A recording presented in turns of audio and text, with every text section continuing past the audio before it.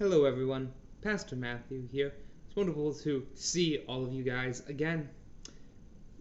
We were talking about now the season of Advent, the time that the Christian church awaits the coming of Christ, both on Christmas and coming into the last day. We talked last time about a very brief overlook about what Advent is for Christians, and it's not just a way to get calendars. But I wanted to also say that we talked about a very popular Christmas song that's actually an Advent song, O Come O Come Emmanuel. This song has many parts in it. Its actual 7 verses here are actually used as something called the Great Antiphons. The antiphons are usually celebrated by the church the days before the coming of Christmas. So you would actually start singing them on the 17th and ending on the 23rd, getting you ready for the 24th, Christmas Eve. We're going to follow that tradition. And now I would like to share with you the verses and the antiphons of O Come Emmanuel. Now, many of you know the first part. It's O Come Emmanuel, and ransom captive Israel, that mourns in lonely exile here, until the Son of God appear.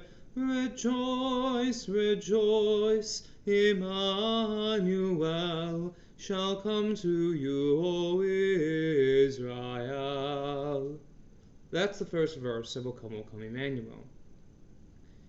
And it's very sad. This familiar tune has a lot of sorrow in it. If you can hear it sung, it's not happy sounding. In fact, the first verse is a cry from sorrow. The singer in the song is begging God, Emmanuel, God save us, to come down. Emmanuel means God with us. And the people cry to God to be with them. They're in a lot of trouble here. Ransom captive Israel is now a time when it truly is bad. The people of Israel have been in captivity many times throughout history, the most prominent ones being in Egypt, but more prominent are the ones that happened after that, many hundreds of years after that.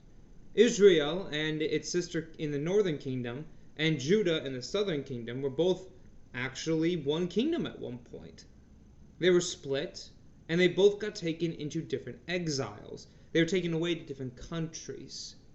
Israel was taken away to a land called Assyria, and Judah taken away to Babylon. So, in this hymn, they are asking, God, be with us, bring us back from captivity, for we mourn in exile. This is the same thing that we Christians can sing today, and all people can sing today. Yes, we're not taken away to Assyria by fishhooks in our mouths. We're not taken away into Babylon with the sword at our backs. We're not captive to these ancient nations. But we are captive to sin and the power of death. We're holding terror from it. We constantly live in it. So when we sing, O ransom captive Israel that mourns in lonely exile here, that's for us too. We are exiled from God because of our sin, cut off from that wonderful relationship. We are exiled from God's grace and redemption. We mourn our fate as did those who came before. And we wait the Son of God, the promised one of Israel, the promised one for the whole world to come. For the Son of God will save his people from their sins and restore the relationship again to God. The refrain, however, brings comfort. See, it's not our voice that is actually singing this refrain in the song. See, ours is O Come Emmanuel. We're that part. However, the refrain is actually not us singing it. At least if you look at the song. It's not the singer singing it. Rejoice, rejoice, Emmanuel.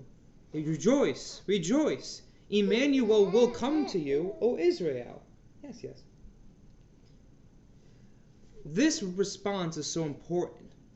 For it is not us who is speaking this response to us. It's God responding to that prayer.